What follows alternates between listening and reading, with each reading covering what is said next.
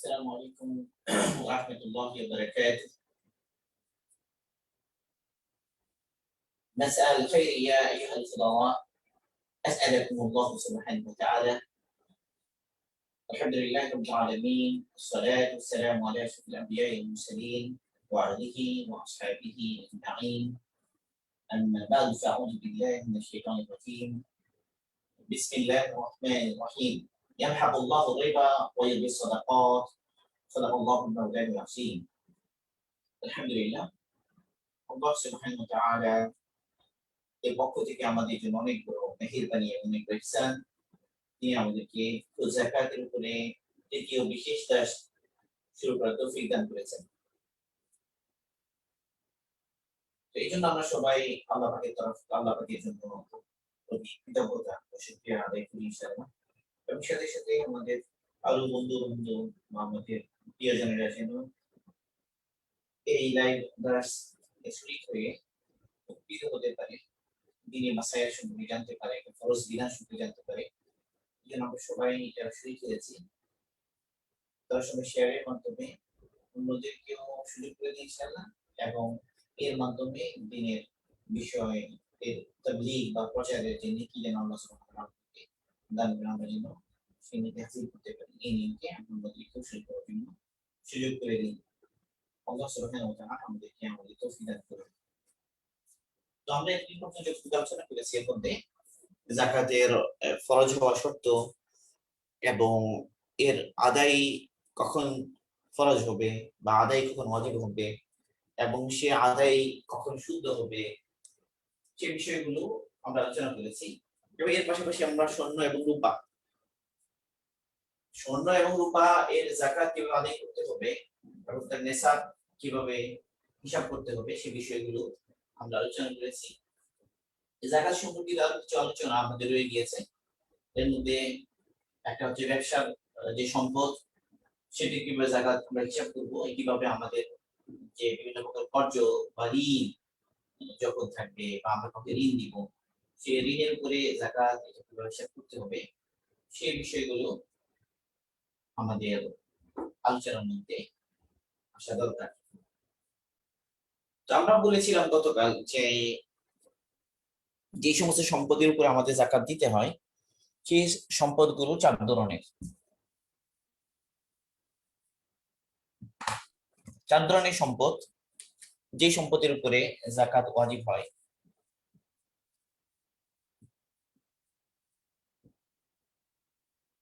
সম্পদ এক হলো স্বর্ণ, 2 রূপা, 3 হলো ব্যবসার মাল বা সম্পদ যেটি বলি, অর্থাৎ বিক্রয়ের জন্য যে সম্পদ, বিক্রয়ের উদ্দেশ্যে যে সম্পদ সেটা। এবার হলো নগদ টাকা। এই 4টি বিষয়ের মধ্যে ইতিমধ্যেই আমরা যে আলোচনাগুলো করেছি, যেমন আমরা আলোচনা করেছি যে স্বর্ণ তার নিসাব কিভাবে হিসাব করতে হবে, রূপা তার নিসাব কতটুকু, এই বিষয়গুলো আমরা আলোচনা করেছি। এখানে আমরা নিসাব সম্পর্কিত আরেক কিছু জরুরি বিষয় আলোচনা করতে চাই, যে বিষয়টা আমাদের বিভিন্ন ক্ষেত্রেই লাগবে। মানে যে আর্থিক ইবাদতের ক্ষেত্রে নিসাবের একটা গুরুত্ব আছে। আর্থিক ইবাদত যেমন যাকাত, যাকাতের ক্ষেত্রে একটা নিসাব আছে। আর্থিক ইবাদতের মধ্যে আরো কিছু হয়, যেমন ফিতরা, কোরবানি, এগুলো আর্থিক ইবাদত।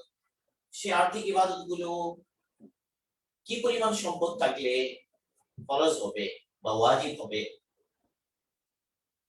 এছাড়া আমাদের উপরে আরো কোনো কিছু আর্থিক দায়িত্ব আসতে পারে, যেমন পরিবারের ভরণ পোষণ এর দায়িত্ব, যারা অভাবী আত্মীয় স্বজন তাদের ভরণ পোষণ ওয়াজিব হওয়ার ক্ষেত্র, এগুলোর জন্য একটা নিসাব আছে যে কখন এগুলো ওয়াজিব হবে। আবার একটা বিষয় যে ভিক্ষা করা কখন হারাম হবে, এর জন্য নিসাব আছে। তাহলে আর্থিক বিভিন্ন হুকুম আহকাম, আর্থিক যে বিভিন্ন বিধান, এর জন্য নিসাব একটা গুরুত্বপূর্ণ বিষয়। এই জন্য নিসাবের ইলম আমাদের সবারই থাকতে হবে। তো নিসাব বলা হয় যে সম্পদের একটা নির্দিষ্ট পরিমাণ, সম্পদের একটা নির্দিষ্ট পরিমাণকে বোঝানো হয়, যেই পরিমাণ সম্পদ থাকলে উক্ত ইবাদত গুলো আদায় করা ওয়াজিব হয়, এটাকে নিসাব বলা হয়। তো নিসাব সাধারণত তিন প্রকার। নিসাব তিন প্রকার। এক প্রকার হলো যাকাতের জন্য নিসাব।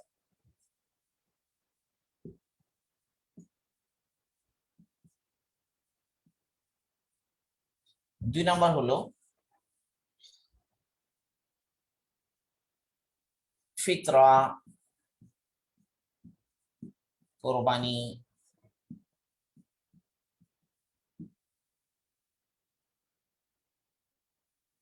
মানে অন্যদের ভরণ পোষণ ওয়াজিব হওয়া।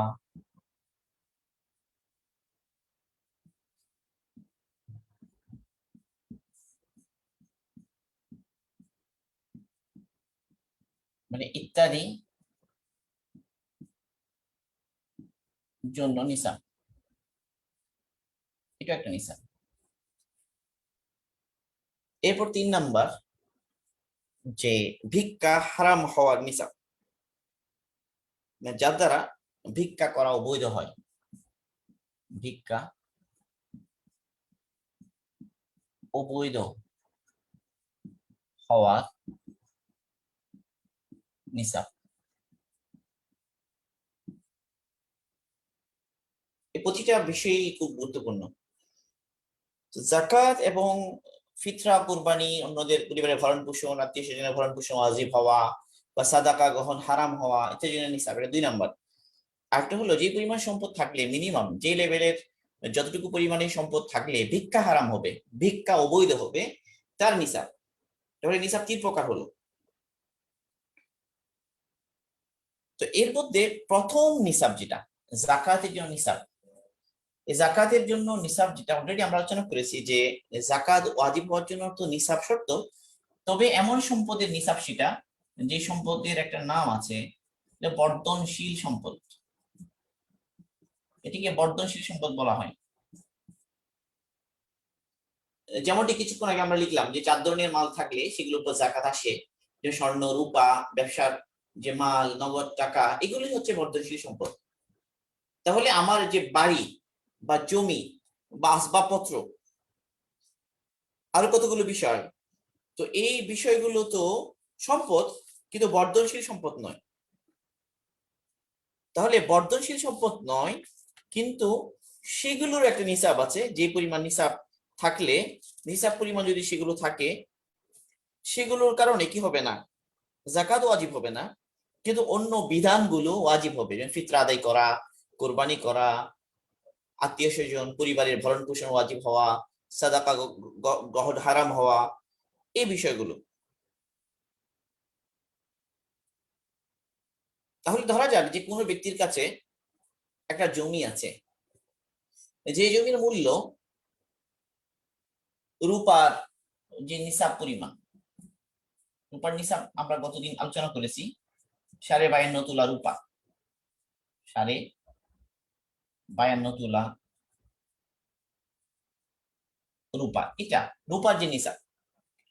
তো কোনো ব্যক্তির কাছে রূপার নিসাব পরিমাণ অন্য সম্পদ আছে, যে সম্পদের উপরে যাকাত ওয়াজিব হয় না। যেমন একটা জমি আছে, যে জমির মূল্য 52.5 তোলা রূপার চাইতে বেশি, অথবা তার কাছে এমন একটা সম্পদ আছে যে সম্পদের উপর যাকাত আসে না। ধরো একটা আসবাবপত্র আছে, তার কি আসবাবপত্র আছে সেগুলোর মূল্যমান 52.5 তোলা রূপার দামের চাইতে বেশি। তাহলে এই ব্যক্তির উপর তো যাকাত ওয়াজিব হবে না, কিন্তু এই ব্যক্তির উপরও ফিতরা, কোরবানি, পরিবারের ভরণ পোষণ, অভাবী আত্মীয় স্বজনের ভরণ পোষণ ইত্যাদি ওয়াজিব হবে, এবং এই ব্যক্তি যেন সাদাকা গ্রহণ হারাম হবে, নফল সাদাকা গ্রহণ করা হারাম হবে। সরি, নফল আর ফরজ না বলি, সাদাকা গ্রহণ হারাম হবে। তো এটা একটা নিসাব। আরেকটা হলো যে ভিক্ষা হারাম হওয়ার নিসাব, 3 নাম্বার। তো ভিক্ষা হারাম হওয়ার যে নিসাব, সেটা হচ্ছে যে কোনো ব্যক্তির কাছে এতটুকু সম্পদ আছে যে মানে এতটুকু খাবার তার কাছে মজুদ আছে যে একদিনে চলার মতো খাবার তার কাছে মজুদ আছে। কেউ কেউ সেটাকে 50 দিরহাম বলেছেন, বা তোলা হিসেবে 13 তোলা 1 মাসা 4 রত্তি এগুলো বলেছেন কেউ কেউ। যাই হোক, তাহলে একদিনের খাবার মজুদ থাকলে ভিক্ষা অবৈধ হয়, ভিক্ষা করা নাজায়েজ হয়, অন্যের কাছে হাত পাতা এটা নাজায়েজ হয়। তাহলে একদিনের খাবার এটাও একটা নিসাব, এটা হলো ভিক্ষা অবৈধ হওয়ার নিসাব। 52.5 তোলা রূপা পরিমাণ বর্ধনশীল সম্পদ যদি থাকে, নগদ টাকা, ব্যবসার মাল, রূপা বা স্বর্ণ, স্বর্ণের তো আলাদা একটা নিসাব আছে, সেটা গতদিন আলোচনা করেছি। বর্ধনশীল সম্পদ যদি থাকে নিসাব পরিমাণ, বর্ধনশীল সম্পদ বলা হয় স্বর্ণ, রূপা, নগদ টাকা, ব্যবসার মাল ইত্যাদি, তাহলে তার উপর জাকাত ওয়াজিব হবে, এটা জাকাতের নিসাব। আরেকটা হলো যে বর্ধনশীল সম্পদ ওই পরিমাণ নেই, 52.5 তোলা রূপার পরিমাণ বর্ধনশীল সম্পদ নেই, অর্থাৎ নগদ টাকা ওই পরিমাণ নেই, বা ব্যবসার যে মাল সেটা ওই পরিমাণ নেই, বা স্বর্ণ বা রূপা এগুলো নেই, কিন্তু এমন একটা সম্পদ আছে যেটা হলো আসবাবপত্র, বা যেটা হলো জমি, বা যেটা হলো আর কিছু যেগুলোর উপর জাকাত আসে না, এরকম জিনিস, কিন্তু সেগুলোর মূল্যমান 52 তোলা রূপার যে মূল্যমানের সমান, এমন যদি হয় বা তার চেয়ে চেয়ে বেশি, তাহলে ওই ব্যক্তির উপরে ফিতরা ওয়াজিব হবে, ওই ব্যক্তির উপরে কোরবানি ওয়াজিব হবে, ওই ব্যক্তির উপরে পরিবারের ভরণ পোষণ ওয়াজিব হবে, পরিবারস্থ লোকজন এবং আত্মীয় স্বজনদের ভরণ পোষণ ওয়াজিব হবে, এবং ওই ব্যক্তির জন্য সাদাকা গ্রহণ হারাম হবে। তাহলে এটা একটা নিসাব। 3 নম্বর হলো ভিক্ষা অবৈধ হওয়ার নিসাব। ভিক্ষা অবৈধ হওয়ার নিসাব হলো একদিনের খাবার যদি মজুদ থাকে তার কাছে, তাহলে তার জন্য ভিক্ষা করা অবৈধ হবে, নাজায়েজ হবে। এই হলো নিসাব সম্পর্কিত আমাদের সংক্ষিপ্ত আলোচনা।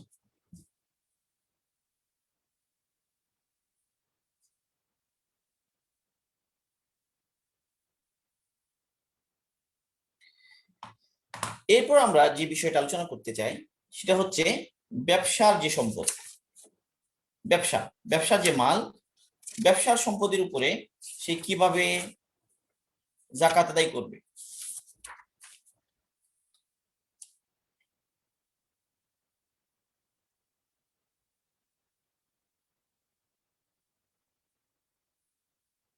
সে ব্যাপারে যদি আমরা আলোচনা করি, তাহলে ব্যবসায়িক পণ্যের নিসাব নির্ধারণের জন্য এখন কিভাবে সে নিসাব হিসাব করবে, যে টাকা যে হিসাবটা সে কিভাবে করবে। তাহলে ব্যবসার সম্পদের জন্য নিসাব,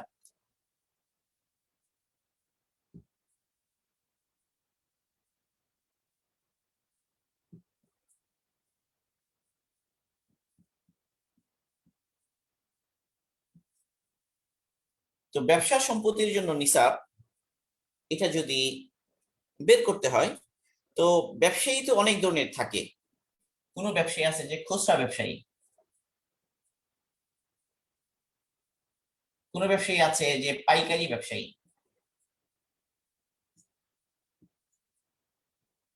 আর কিছু ব্যবসায়ী এমন আছে যে যারা খুচরা এবং পাইকারি দুটাই বিক্রি করে।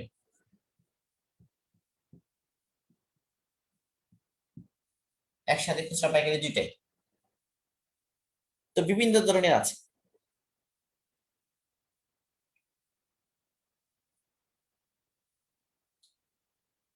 তো এখানে একটা বিষয় যে খুচরা ব্যবসায়ী যদি হয় তাহলে তার নিসাবের হিসাবও খুচরা মূল্য হিসেবে, পাইকারি ব্যবসায়ী যদি হয় তাহলে তার নিসাব হিসাব পাইকারি মূল্য হিসাবে। আর যদি কেউ খুচরা এবং পাইকারি উভয়টাই ব্যবসা করে তাহলে খুচরা মূল্য হিসাবে হিসাব করবে, খুচরা পাইকারি দুইটাই, সেক্ষেত্রে খুচরা মূল্য হিসাব করে বের করবে, মূল্যটা হিসাব করবে এটার ভিত্তিতে। এর ভিত্তিতে হিসাব করে যদি 200 দিরহাম, 200 দিরহাম রূপার মূল্য, 200 দিরহাম রূপা সমান 52.5 তোলা রূপা।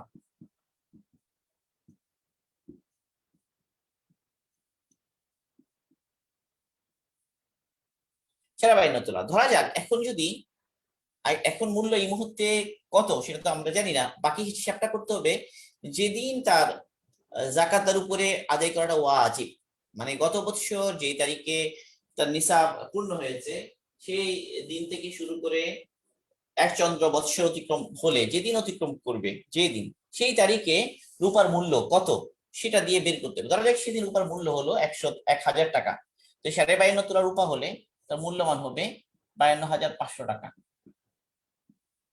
তাহলে 52,500 টাকা ক্রস করলেই খুচরা ব্যবসায়ী খুচরা মূল্যের ভিত্তিতে তার যা সম্পদ আছে, ব্যবসার মাল আছে, সে মূল্যমান যদি 52.5 তোলা অর্থাৎ 52,500 টাকা, আমাদের একটা হিসাব ধরে নিলাম আমরা 1,000 টাকা হিসাব করে, এটি অতিক্রম করে তাহলে তার উপর যাকাত ওয়াজিব হবে।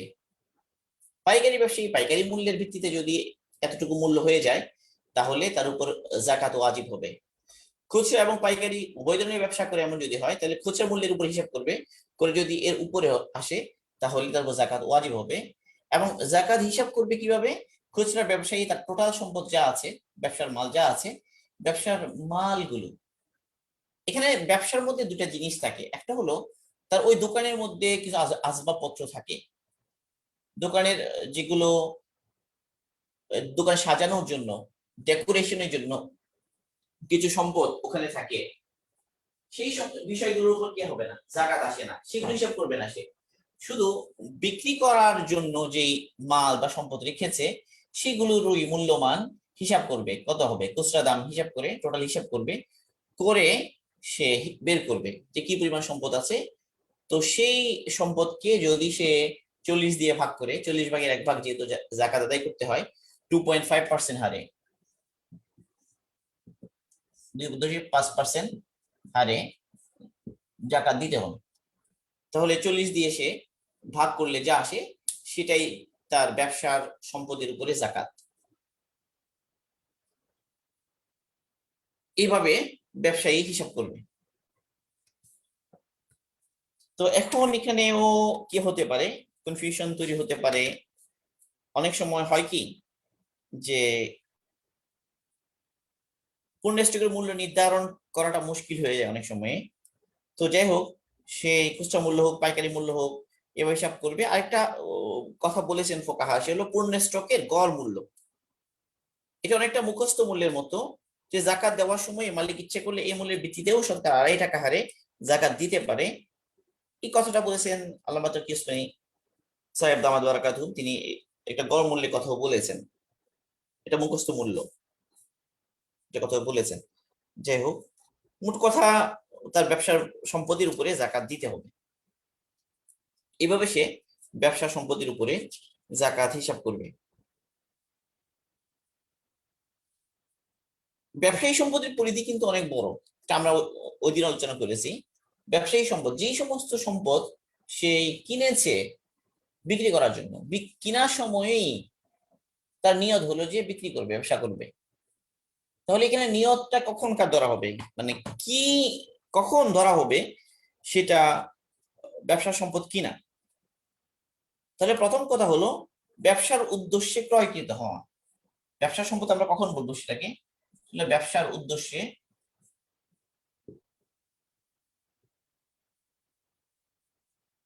ক্রয়কৃত, ব্যবসার উদ্দেশ্যে ক্রয়কৃত। ব্যবসার উদ্দেশ্যে যদি ক্রয়কৃত হয় তাহলে এটাই তার ব্যবসার মাল। সেটা প্লট হতে পারে, সেটা জমি হতে পারে, সেটা গাড়ি হতে পারে, ক্রয়কৃত বাড়ি হতে পারে, সেটি মোবাইল হতে পারে, কম্পিউটার হতে পারে, কাপড় হতে পারে, সব ধরনের বিষয় যেগুলো সেই নিয়মিত ব্যবসা করে এবং যেগুলো সে ব্যবসার নিয়তি ক্রয় করেছে, এই সবগুলোই ব্যবসার মালের মধ্যে ঢুকবে। এখন ধরা যাক কোনো ব্যক্তি কোনো একটা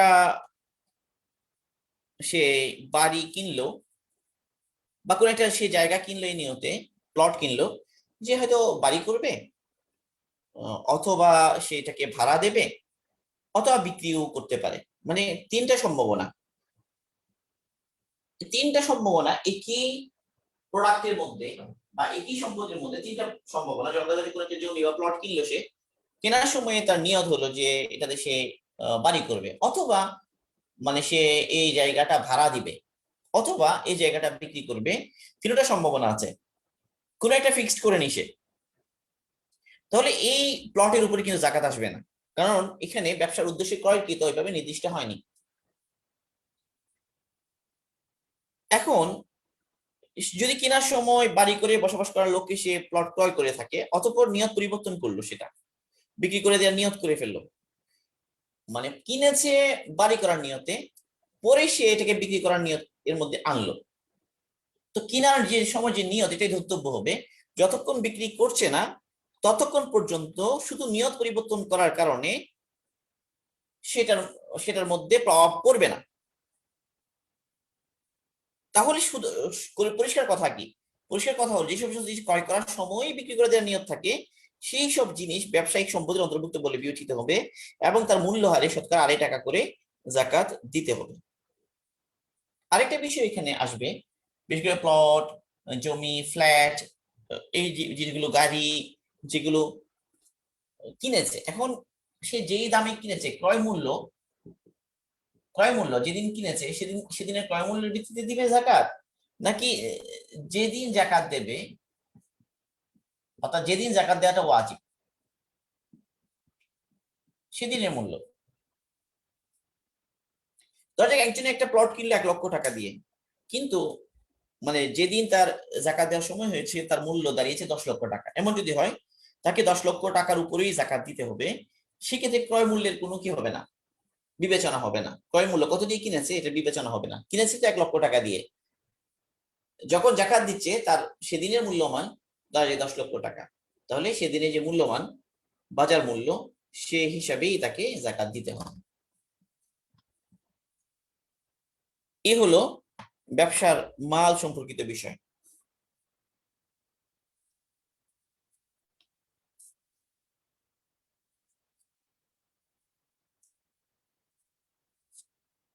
ব্যবসার মাল এর মধ্যে এই বিষয়গুলো আলোচনার মধ্যে এসে গেল। আলহামদুলিল্লাহ, এই হলো মোটামুটি ব্যবসার মাল। আরেকটা বিষয় যে সমিতি এবং কোম্পানি যখন হয়, মানে কেউ এমন একটা ব্যবসা যে ব্যবসাটা হলো যৌথ ব্যবসা, ব্যবসাটা যৌথ মালিকানা, যেমন সেটা কোম্পানি বা সেটা সমিতি, এই ধরনের যদি হয়, তাহলে এই আলোচনাটা আমরা করবো ইনশাল্লাহ আগামী দিন। আরো কিছু জটিল বিষয় আছে সেগুলোর সাথে এই আলোচনাও আমরা করব সেদিন ইনশাল্লাহ। এবার আরেকটা বিষয় আমাদের গুরুত্বপূর্ণ, সেটা হলো কর্জ বা ঋণের যাকাত। ঋণগুলো অনেক ধরনের হয়। ঋণ সাধারণত মানে অনেক ধরনের ঋণ আছে। আচ্ছা, তাহলে একটা হলো কোম্পানি, একটা হলো প্রভিডেন্ট ফান্ড, একটা বিষয় আছে প্রভিডেন্ট ফান্ড। এই সম্পর্কিত মাসাইল একটু গুরুত্বপূর্ণ, এটাও আমরা সামনে আলোচনা করবো ইনশাআল্লাহ। এখানে আমাদের আকাবিদের বিটা ফতোয়া আছে, সে বিষয়ে আমরা আলোচনা করব। এখন আমরা যে বিষয়টা আলোচনা করতে চাই সেটা হলো ঋণ বা কর্জ। ঋণের কিভাবে সে যাকাত আদায় করবে।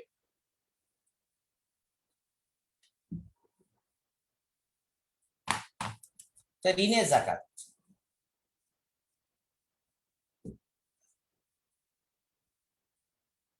মানে কেউ ঋণ নিলে তার প্রভাব কিরকম হবে। তো ঋণের যাকাতের ক্ষেত্রে কতগুলো বিষয় আমাদের খেয়াল করতে হবে। অনেকে আবার ব্যবসার উদ্দেশ্যে বড় বড় ঋণ নেই, বড় বড় ব্যবসায়ী কোনো ব্যাংক থেকে ঋণ নেন। এখন সেই ঋণের কারণে তার যাকাত সাকেত হয়ে যাবে কিনা, এটা গুরুত্বপূর্ণ বিষয়। তো ঋণ এর সাথে প্রথমে আমাদের বুঝতে হবে যে ঋণ 2 প্রকার হয় সাধারণত। একটা হলো মামুলি ঋণ, মামুলি ঋণ বোঝাচ্ছি যে যেগুলো স্বাভাবিকভাবে আমরা টাকা পয়সা একজন আরেকজনকে কর্জ দিই, ধার দিই, মানুষ ব্যক্তিগত প্রয়োজনে, তাৎক্ষণিক প্রয়োজনের ক্ষেত্রে গ্রহণ করে থাকে এবং এটা বাধ্য হয়ে করে মানুষ, মামুলি ঋণ সে বাধ্য হয়ে করেছে সেটা। আরেকটা হলো বড় আকারের ঋণ। বড় আকারের ঋণগুলো সাধারণত এমন হয় যে এই ঋণগুলো সে তার তাৎক্ষণিক কোনো প্রয়োজন ছিল না, কিন্তু তার ফ্যাক্টরি প্রতিষ্ঠা, মেশিনারি ক্রয়, পণ্য সামগ্রী ইম্পোর্ট করা, এটা বিভিন্ন কারণে পুঁজিপতি শিল্পপতি যারা তারা তাদের ব্যবসাকে আরো বাড়ানোর জন্য এই ধরনের ঋণগুলো করে থাকে। এখন যদি আমরা এর আগে বলেছিলাম যে আমরা প্রথমে যে যাকাত ওয়াজিব হওয়া শর্তের মধ্যে আমরা আলোচনা করেছিলাম, সেটা আমরা বলেছি যে যাকাত ওয়াজিব হওয়া শর্তের মধ্যে আমরা আলোচনা করেছিলাম যে ঋণ যেটা ঋণ থেকে মুক্ত হতে হবে, ওই যাকাত যে সম্পদের উপর দেওয়া হবে সেটা ঋণ থেকে মুক্ত হতে হবে, সেই কারণে ঋণ বাদ দিতে হবে আমাদের। এটা আমরা বলেছিলাম যে ধরা যাক যে এক ব্যক্তির 10 লক্ষ টাকা আছে তার হাতে, এর মধ্যে একজনের কাছ থেকে কর্জ নিয়েছে 2 লক্ষ টাকা, তাহলে এই 2 লক্ষ টাকা এটা তো অন্যের টাকা, এটা বাদ যাবে, তাহলে তার 8 লক্ষ টাকার উপরে যাকাত দিতে হবে, 8 লক্ষ টাকার উপর যাকাত দিতে হবে, 2 লক্ষ টাকা মাফ। এখন যদি এই বড় আকারের ঋণ যেগুলো কোটি কোটি টাকা মানুষ নিয়ে থাকে, তো এগুলো যদি বাদ দেওয়া হয় তাহলে দেখা যাবে যে এই ধরনের বড় বড় শিল্পপতি পুঁজিপতি এদের উপর তো কি আসবে না, যাকাতই আসবে না, তারা ব্যাংক থেকে অনেক বড় বড় ঋণ নিয়ে রেখেছে। তাহলে এই জন্য ফুকাহারা এই ধরনের ঋণের ক্ষেত্রে দুইটা ঋণকে তারা কি করেছেন, আলাদা করেছেন। এই ধরনের দুইটা ঋণ এটার মধ্যে তারা দুইটাকে আলাদা করেছেন। তাহলে সে আলাদা করার ক্ষেত্রে তারা কিছু উসুলি কথা বলেছেন যে কখন সেটা কাটা যাবে, কখন সেটা কাটা যাবে না। তাহলে প্রথম প্রকার ঋণ যেটা মামুলি ঋণ, এটা তো কাটা যাবেই, কর্তন করতে হবে এবং অবশ্যই সম্পদে যাকাত দিতে হবে। কিন্তু দ্বিতীয় প্রকার ঋণের ক্ষেত্রে তাকে দেখতে হবে যে কোনো ব্যক্তি যদি ব্যবসার উদ্দেশ্যে ঋণ গ্রহণ করে থাকে এবং এর দ্বারা এমন জিনিস সে ক্রয় করে থাকে যার উপর যাকাত আসে।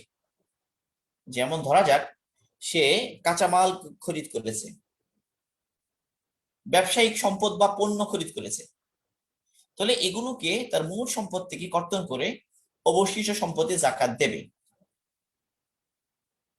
ব্যাপারটা এমন, ধরা যাক এক ব্যক্তি ব্যবসা করে, তো ব্যবসার জন্য সেই পণ্য ক্রয় করবে। যেমন ধরো এখন যে কোরবানি ঈদের একটা বেচা কিনা আছে ব্যবসায়ীদের, এটা মৌসুম তাদের, তারা অনেক সময় কর্জ নিয়ে এরা কি কিনে, কাপড় কিনে বা বিভিন্ন ধরনের মাল কিনে। এখন একটা জিনিস খেয়াল করার, এই পণ্য যেটা তো ব্যবসায়িক পণ্য, তাহলে এটার উপরও কি আসে, যাকাত আসে।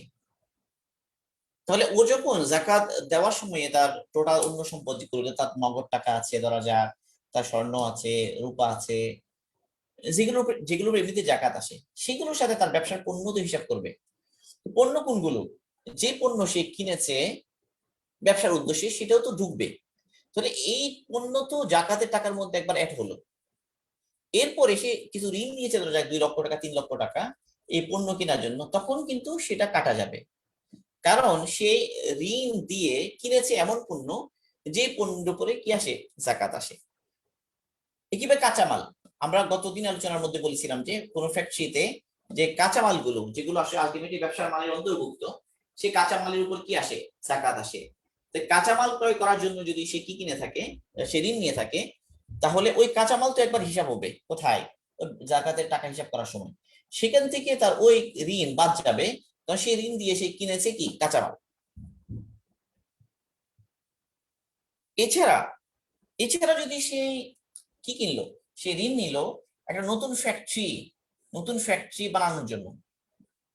এই নতুন ফ্যাক্টরি যেটা জমি বা ফ্যাক্টরির যে বিল্ডিং, এগুলোর উপর কি আসে না, যাকাত আসে না, যাকাত আসে না, মানে যাকাত আসে এরকম সম্পদ নয় সেগুলো।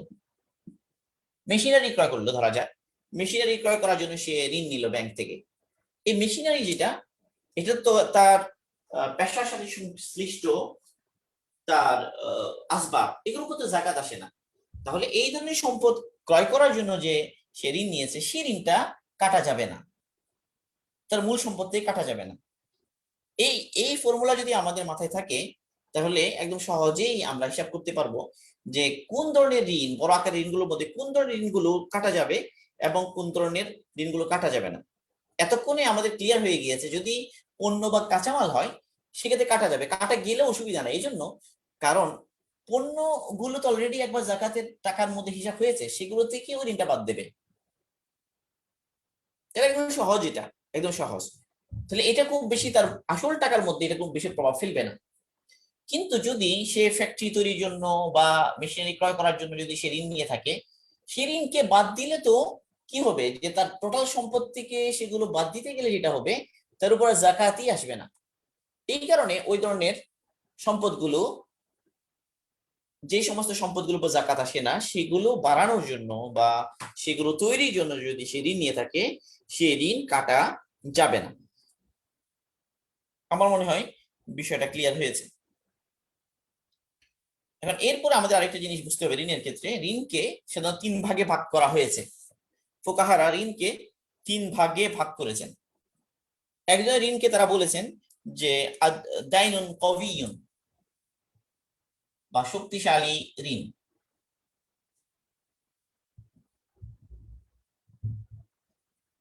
এটা হচ্ছে এই আলোচনাটা হচ্ছে কি, যখন আমরা কাউকে ঋণ দিলাম, কোনো ব্যক্তি তার উপর জাকাত আসে, সে এক ব্যক্তিকে ঋণ দিয়েছে, তার ওই টাকা থেকে সেই টাকাটা হিসাব করার ক্ষেত্রে এই ঋণ ঋণ যেটা দিয়েছে সেটার উপর জাকাত কখন আদায় করবে? কথাটা বুঝতে পেরেছি কিনা আমরা? এতক্ষণ যেটা আমরা আলোচনা করি সেটা হলো ঋণ নেওয়া, যে ঋণ আমি নিয়েছি সেই ঋণের মাসাইল। এখন যেটা আমরা আলোচনা করছি সেটা হলো এক ব্যক্তি কর্জ দিয়েছে অন্যজনকে, সেই কর্জের টাকা তার সে এমনিতেই তার উপর জাকাত আসে। এখন সে যে ঋণটা অন্যকে দিয়েছে সেই ঋণের উপর জাকাত কখন আদায় করবে বা আদায় করার পদ্ধতিটা কি, সেই কথাটাই আমাদের আজকে এখনকার আলোচনার বিষয়। তাহলে সেই হিসাবে ঋণগুলো 3 ধরনের হয়। এক ধরনের শক্তিশালী ঋণ, 2 নম্বর বলা হয় যে দাইনুন মুতাওয়াসসিত বা মাঝারি ঋণ, আরেকটা হলো যে দুর্বল ঋণ, দাইনুন দাঈফ,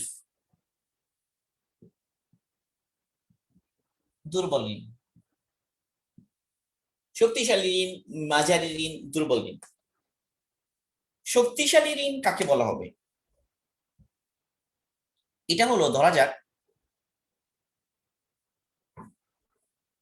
যে এক ব্যক্তি একজনকে টাকা দিয়েছে, নগদ টাকা, কর্জ, মাল যেটা টাকা সেটা দিয়েছে। তো সেই ব্যক্তি স্বীকার করে, বা যে কর্জ নিয়েছে সে স্বীকার করে যে সে ঋণ নিয়েছে। যদি এমনকি সে ঋণগ্রস্ত ব্যক্তি যদি সে দেউলিয়াও হয়ে যায়, তারপরেও সে স্বীকার করে, এই কর্জের কথা সে স্বীকার করে। তো এটা হলো শক্তি। আসলে এখানে শক্তিশালী মাঝারি দুর্বল বলা হচ্ছে কি হিসেবে, মানে যাকে কর্জ দেওয়া হয়েছে তার কাছ থেকে পাওয়ার সম্ভাবনার ভিত্তিতে যে ঋণটা দেওয়া হয়েছে এবং সেটা আদায় করার ব্যাপারে মানে কোনো বাধা নাই। কারণ ঋণগ্রস্ত ব্যক্তি যে কর্জ নিয়েছে, কর্জ গ্রহীতা সেটা স্বীকার করে। তাহলে এই ধরনের কর্জ, এটাকে বলা হচ্ছে শক্তিশালী ঋণ। আরেকটা বিষয়, এটাকে শক্তিশালী ঋণ বলা হবে, ধরা যাক যে কোনো ব্যক্তি কর্জ নিয়েছে কিন্তু সে কর্জ অস্বীকার করে। অস্বীকার করলেও যে কর্জদাতা, তার কাছে শক্তিশালী প্রমাণ আছে যে সে কর্জ দিয়েছে। অর্থাৎ তার হয়তো সাক্ষী আছে, সে লিখে রেখেছে এবং সাক্ষী আছে, তার 2 জন সাক্ষী আছে, পুরুষ সাক্ষী, যেভাবে কোরআনে বলা হয়েছে যে 2 জন পুরুষ সাক্ষী, অথবা একজন পুরুষ এবং 2 জন মহিলা সাক্ষী। সূরা বাকারার একদম শেষের দিকে আছে এই মাসায়েল, মানে এই বিধানের বিষয় কোরআনে পাকের আয়াতের মধ্যে এসেছে, পুরো লম্বা এক আয়াতে, পুরো 1 পৃষ্ঠা এক আয়াত। সেখানে ইদা তাদায়ানতুম বিদাইনিন ইলা আজালিন মুসাম্মান ফাকতুবু, ওই আয়াত। সেখানে আল্লাহ সুবহানাহু ওয়া তাআলা সাক্ষী রাখার কথা বলেছেন। যাই হোক, তাহলে সাধারণত এটা আসলে এটা খুব গুরুত্বপূর্ণ। আসলে সাক্ষী রাখলে ভালো হয়। অনেক ক্ষেত্রে তো মানুষ স্বীকার করে, এবং এই জামানায় বিশেষ করে কর্জ দেয়া এটা একটা অনেক পেরেশানির বিষয়। অনেক মানুষ কর্জ দিয়ে আজকাল পেরেশান। সে একটা হলো সেই কর্জটা সে উসুল করতে পারে না। অনেক সময় যে কর্জ নিয়ে সে অস্বীকার করে, অনেক সময় মানুষ কি রাখে না, সাক্ষী রাখে না। অনেক মানুষ সাক্ষী ছাড়া কর্জ দিয়ে পেরেশানিতে পড়ে গিয়েছে। অনেক সময় মানুষ নিকট আত্মীয়কে কর্জ দেয়, একদম আপনজন বন্ধুকে কর্জ দিয়ে ফেসে গেছে, এরকম অনেক মানুষ আছে। কোনো সাক্ষীও রাখে নাই, কোথাও লিখেও রাখে নাই, বিশ্বাসের ভিত্তিতে, মহব্বতের ভিত্তিতে কর্জ দিয়েছে, করে ওই কর্জই সম্পর্ক নষ্ট হওয়ার কারণ হয়েছে। কর্জ দেওয়ার সময় তো অনেক মহব্বত ছিল, কর্জ দেওয়ার সময় তো অনেক বন্ধুত্ব ছিল, কিন্তু কর্জ দেওয়ার পরে যখনই সেই কর্জ, যখন সে দাবি করছে কর্জ, যখন সে আবার ফেরত দিতে চাচ্ছে, সেই মুহূর্তে এসে সম্পর্ক নষ্ট। আগে সেই সম্পর্ক নাই। এগুলো কিন্তু একটু কমন বিষয় এই জামানায়। এই জন্য বুদ্ধিমানের কাজ হলো কি রাখা, সাক্ষী রাখা। কোরআনে পাকের ওই বিধান যেটা সাক্ষী রাখার কথা বলা হয়েছে এবং লিখে রাখার কথা বলা হয়েছে সেই বিধানের উপর আমল করা। যাই হোক, তো শক্তিশালী ঋণ বলা হবে যে এমন কর্য যে কর্য গ্রহীতা সে স্বীকার করে, আবার সে অস্বীকার করলেও যে কর্য দিয়েছে তার কাছে শক্তিশালী এভিডেন্স আছে, শক্তিশালী তার দলিল আছে, বাইয়িনা আছে, সাক্ষী আছে, এবং সে এই বাইয়িনা সে পেশ করে সে ওই ওই কর্য সে উসুল করতে পারবে, তাহলে এটা শক্তিশালী ঋণ। এই ধরনের ক্ষেত্রে ফুকাহারা বলছে শক্তিশালী ঋণের ক্ষেত্রে সে যখনই ওই কর্যের 40 দিরহাম যখন সে কি করবে, 40 দিরহাম যখন সে স্থগত হবে, তার 40 দিরহাম, আমরা একটু যদি খেয়াল করি, আমরা বলেছি যে মানে রূপার যে নিসাব বা ব্যবসার মাল বা নগদ টাকার নিসাব বলছিলাম যে 200 দিরহাম, এটা নিসাব। তাহলে মূল নিসাবের 5/1 ভাগ, মূল নিসাবের 5/1 ভাগ যদি সে যে 40 দিরহাম বলা হচ্ছে, ওই হিসাবে 40 দিরহাম, কিন্তু বর্তমান বাজার মূল্য হিসেবে দেখতে হবে। ধরা যাক যে সাড়ে বাইরের উপর দাম ধরলাম যে 60,000 টাকা হলো, সে কি কর্য দিল, কাউকে 1 লক্ষ টাকা দিল, 2 লক্ষ টাকা দিল। ধরা যাক সে এই বছর সে কি করলো, সে পেল এই 5/1 ভাগ, 5/1 ভাগ হলে 5×12 = 60, 12,000 টাকা মতো তার উসুল হলো। তাহলে এই 12,000 টাকা যেহেতু উসুল হয়ে গেছে, কাজে এই 12,000 টাকার 40/1 ভাগ, মানে 40 দিরহাম হলে 1 দিরহাম, তাহলে 12,000 দিরহামের 40/1 ভাগ আদায় করা জাকাত, তার দাইন থেকে জাকাত আলাদা করা তার উপর ওয়াজিব হবে। যখনই 40 দিরহাম সে কি করবে, কবজ করবে, 1 দিরহাম আদায় করাটা ওয়াজিব হবে। কিন্তু যদি সে 5/1 ভাগের কম উসুল করে, তো এখনোই সেটা কি করা, আদায় করা তার উপর ওয়াজিব হবে না। এটি আবু হানিফা রাহিমাহুল্লাহ এর মত আর কি। কিন্তু এই ক্ষেত্রে অবশ্য সাহেবাই মানে আবু ইউসুফ রহিমাহুল্লাহ, মোহাম্মদ রহিমাহুল্লাহ তারা বলেছেন ভিন্ন কথা। তারা বলেছেন যে যতটুকুই সে এই ধরনের শক্তিশালী ঋণের ক্ষেত্রে যতটুকুই সে কবজা করে, স্থগিত করে, ততটুকুর উপরেই জাকাত দেওয়াটা কি হবে, ওয়াজিব হবে, আদায় করে ফেলাটা জাকাত ওয়াজিব হবে এখনই। এখানে দুইটা বিষয়, একটা হলো যে আসলে কতটুকু স্থগিত হলে সে কি করবে, জাকাত আদায় করাটা ওয়াজিব হবে, এটা বোঝার বিষয় কিন্তু সূক্ষ্ম। তো এটাই আবু হানিফা রাহিমাহুল্লাহ একটা পরিমাণের কথা বলছে 5/1 ভাগ, কিন্তু সাহাবাইন তারা কোনো প্রকার পরিমাণের কথা বলেননি। তারা বলছে যে কম হোক বেশি হোক যতটুকু অর্জন হবে। এখন কথা হলো সে এখন জাকাত যে দিবে সে কখন থেকে হিসাব করবে, যেদিন দিয়েছে সেদিন, না যেদিন কর্য দিয়েছে সেদিন থেকে, নাকি যখন উসুল হলো তখন থেকে। ধরা যাক এক ব্যক্তি কর্য দিয়েছে 1996 সালে, সে কর্য দিল, এখন সে কর্যটা উসুল হলো ধরা যাক গিয়ে 2000 সালে। এখন 2000 সালে উসুল হওয়ার পরে সে কয় বছরে জাকাত দেবে। আমি যদিও ইংরেজি হিসেব করেছি, এটা আসলে আরবি সাল লিখলে ভালো ছিল। ধরা যাক আমি লিখি যে সে ধরা যাক যে 1435 হিজরিতে সে কর্য দিয়েছে, পয়লা রমজান দিয়েছে। এখন ধরা যাক যে 1440 হিজরিতে গিয়ে সে ওই কর্য উসুল করেছে। এখন কয় বছরে জাকাত দিবে। শক্তিশালী ঋণের ক্ষেত্রে এই পুরো বছর যা গেছে পুরোটারই জাকাত দিতে হবে। তার মানে 5 বছরের জাকাত দিতে হবে তাকে। 35, 36, 37, 38, 38, 39, 40, 5 বছরের জাকাত তাকে দিতে হবে। এগুলো শক্তিশালী ঋণ। তাহলে শক্তিশালী ঋণের ক্ষেত্রে আমরা যেটা বুঝলাম সেটা হলো কি, যে যেদিন কর্য দিয়েছে সেদিন থেকে শুরু করে তার বৎসর গণনা শুরু হবে। এখানে যত বৎসর অতিক্রম হবে এই প্রত্যেক বৎসরের জন্যই জাকাত হিসাব করে তাকে জাকাত দিতে হবে শক্তিশালী ঋণের ক্ষেত্রে। 5 বৎসর হলে 5 বৎসর। বাকি শক্তিশালী ঋণের ক্ষেত্রে সাহাবাইনের কৌল অনুসারে আমরা বলতে পারি যে যতটুকু উসুল হয়েছে সে ততটুকুর উপর জাকাতে ওয়াজিব হবে। কিন্তু এখানে একটা কথা বোঝার যে কেউ যদি জাকাত এখনো ওই ঋণ এখনো ওই কর্য সে এখন উসুল করতে পারেনি, কিন্তু প্রতি বৎসরই যদি সে ওই কর্যটা যা সে কর্য দিয়েছে সেই কর্যের উপর যদি সে জাকাত দিয়ে দিতে থাকে প্রতি বৎসর, সেটাই উত্তম। কিন্তু সেটা উত্তম কেন, উত্তম হলো এই কারণে, কারণ যদি সে কি করে জাকাত না দিয়ে যদি জমিয়ে রাখে, তাহলে পরে একসাথে জাকাত দেওয়া কষ্টকর হয়ে যায়। তো বুদ্ধিমানের কাজ হবে যে প্রতি বছরই হিসাব করে জাকাত দিয়ে দেওয়া, এটা হলো উত্তম। কিন্তু ওয়াজিব হবে, শরীয়ত বাধ্য করবে তাকে, বা শরীয়তের দৃষ্টিতে তারপর ওয়াজিব হবে আদায় করা কখন, যখন হস্তগত হবে তখন। যতটুকু হস্তগত হবে ততটুকু আদায় করা কি হবে, ওয়াজিব হবে। এটা হলো শরীয়তের মধ্যে কি প্রশস্ততা। কিন্তু সে যদি আগে দিয়ে ফেলে সেটা উত্তম। মাঝারি ঋণ যেটা, মাঝারি ঋণ বলা হয়, যেমন ধরা যে মোহরানা, যেটা আসলে সেটা মানে ব্যবসার কর্জ না, সে মোহরানা না, যে এটা হলো আসলে মানে এমন যে, যেমন ধরেন যে বাড়ি অথবা কাপড় অথবা খাবার, এইগুলো সে বিক্রি করেছে, কিন্তু তার মূল্যটা সে নেয়নি এখনো, এটা মুশতারির হাতে রয়ে গিয়েছে। মানে একজনের কাছে সে তার থাকার ঘর বিক্রি করেছে, অথবা সেই খাবার বিক্রি করেছে, অথবা পরিধানের কাপড় বিক্রি করেছে, যেগুলো মৌলিক জরুরত, সেটার এখনো তার হাতে আসেনি।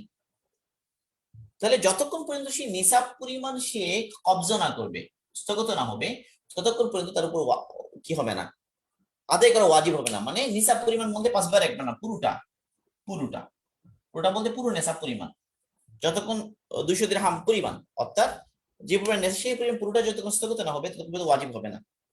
কিন্তু তাকেও কিন্তু পুরো বছরের দিতে হবে, সব বছরের দিতে হবে, এটা কিন্তু ছাড় নাই। তাহলে এই দুইটার মধ্যে আসলে পার্থক্য খুবই সামান্য, শক্তিশালী এবং মাঝারি। শুধুমাত্র এখানে বলা হচ্ছে 40 দিরহাম স্থগত হলে 1 দিরহাম জাকাত দিবে, এখানে বলা হচ্ছে যে পুরো 200 দিরহাম তার কি হলে স্থগত হলে জাকাত দিবে। তাহলে খুব বেশি কিন্তু ডিফারেন্স নাই। যেটা আসলে আমাদের চিন্তার বা ছাড়ের বিষয়টা হলো কোথায়, দুর্বল ঋণ। দুর্বল ঋণের উদাহরণ হলো মানে যে ঋণটা আছে কার কাছে, মানে এমন এমন ঋণ যেমন আসলে সেটা দেওয়ার ঋণ না, যেমন মহারানা। এমন নয় যে এই টাকাটা সে তাকে দিয়েছে স্বামীকে, না, এটা তার পাওনা, পাওনা, কিন্তু এটা কোনো মালের বিনিময়ে, ব্যবসার বিনিময়ে পাওনা না, বরং মহারানার মতো। মহারানা ধরেন, এরপরে আমাদের মেয়েরা যে খোলা করে, খোলা খোলা করলে যে টাকাটা সেই খোলা করলে যে টাকা পাবে সেই টাকাটা, এরপর যে ওসিয়ত করে গেছে কেউ কোনো একটা টাকা, সেই ওসিয়তের যে টাকা সেটা, তারপর হলো যে দিয়াত, দিয়াতের টাকা ইত্যাদি আর কি, যেগুলো আসলে মানে তার প্রাপ্য কোনো কিনা টাকা না। এই ধরনের যেগুলো, এগুলিকে বলা হয় দুর্বল ঋণ। দুর্বল ঋণ সেগুলো কিন্তু যতক্ষণ পর্যন্ত স্থগত না হবে ততক্ষণ পর্যন্ত এগুলোর উপরে জাকাত আসবে না। আর যখন স্থগত হবে তখন স্থগত হওয়ার পর থেকে 1 বছর অতিক্রম হলেই কেবল তার উপর জাকাত ওয়াজিব হবে, এর আগে না। তাহলে এগুলো মোহরানা বলি, খোলার যে বিনিময়ে যে টাকা সেটা বলি, ওসিয়তের টাকা বলি, দিয়তের টাকা বলি, এটা হচ্ছে দুর্বল ঋণ। দুর্বল ঋণ কারণ এটা একটা পাওনা, পাবে সে, কিন্তু এটা দুর্বল। দুর্বল এই জন্য যে সেটা তো কোনো মালের বিনিময়ে না, বা ব্যবসার মালও না, সেটা একটা হক তার। সে যখন পাবে তখন থেকে, যখন হাতে মোহরানার টাকাটা, ধরা যাক যে স্বামী স্ত্রী দুজনের বিয়ে হয়েছে 2000 সালে, 2000 সালে বিয়ে হলো, মহারানা ছিল ধরা যায় 10 লক্ষ। এখন কোন মহিলা 2010 সালে এসে সে মহারানার টাকাটা হাতে এলো, তার স্বামী দিল তাকে। তাহলে 2010 সালে তার হাতে আসার পরে 1 চন্দ্রবর্ষ অতিক্রম হলেই কেবল তাকে জাকাত দিতে হবে ওই টাকার উপরে। এর আগের যে সময়টা গিয়েছে 10 বৎসর মাঝখানে, এই 10 বৎসরের কোনো জাকাত দিতে হবে না, কারণ এটা তো দুর্বল ঋণ। আশা করি এটা বুঝে এসেছে, আমাদের ক্লিয়ার হয়েছে আশা করি। এবার আরেকটা বিষয় আছে, সেটা হলো যে মালুদ্দেমার বলা হয় এটাকে। এটাকে মালুদ্দেমার বলা হয়। আসল কথা হলো এটা এমন একটা সম্পদ, যেই সম্পদের উপর ওই মালিকের মালিকানা কি হয়নি, দূর হয়নি।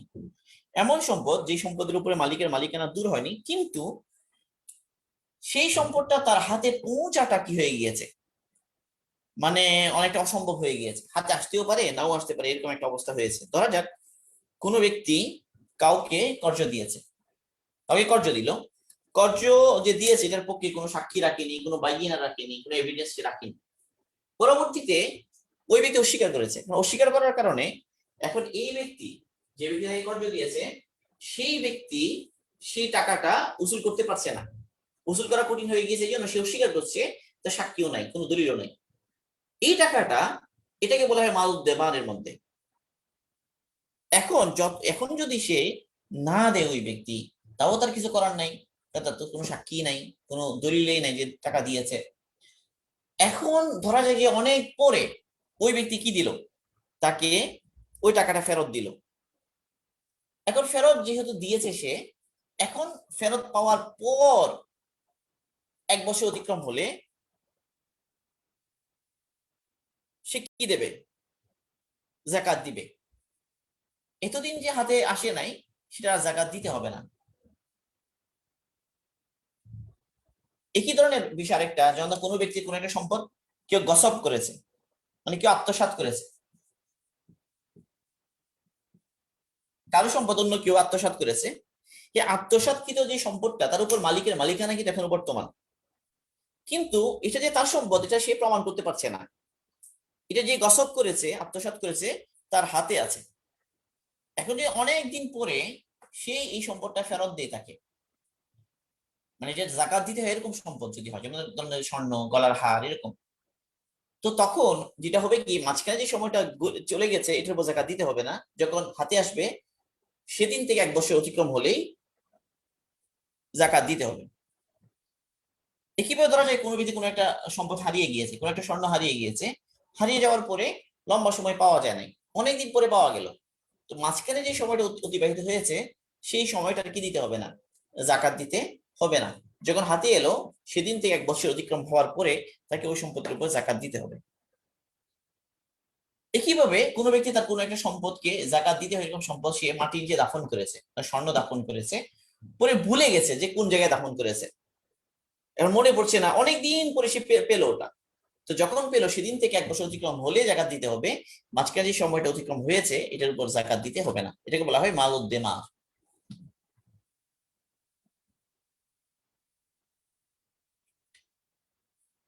এই হলো আমাদের মোটামুটি আমাদের আলোচনা আজকে ঋণ সম্পর্কে এবং ব্যবসার মাল সম্পর্কে আলোচনা হলো। আমাদের আরো অনেকগুলো জরুরি বিষয় আলোচনা রয়ে গিয়েছে যাকাত সম্পর্কে। আল্লাহ পাক যদি তৌফিক দান করেন ইনশাআল্লাহ সেগুলো আমরা আগামী দর্শে আলোচনা করব। শুকরান লিল জামি, এতক্ষণ ধরে ধৈর্য ধরে আলহামদুলিল্লাহ কথাগুলো শুনেছেন, এই জন্য শুকরিয়া। আল্লাহ পাক আমাদের সবার এই মেহনতকে কবুল করুন। তাকাব্বালাল্লাহু মিন্না ওয়া মিনকুম সালিহাল আমাল। আল্লাহ পাক আমাদের সবার নেক আমলগুলো কবুল করে নিন। আসআলুল্লাহ তাআলা ইউবারিকা ফি হায়াতিকুম ওয়া ফি উলুমিকুম ওয়া ফি আমালিকুম। আল্লাহ পাক আমাদের হায়াতের মধ্যে, আমাদের ইলমের মধ্যে বরকত দান করুন। তো আমরা এখানে শেষ করি। সুবহানাল্লাহি ওয়া বিহামদিহি, সুবহানাকাল্লাহুম্মা ওয়া বিহামদিকা, আশহাদু আল্লা ইলাহা ইল্লা আনতা, আস্তাগফিরুকা ওয়া আতুবু ইলাইক।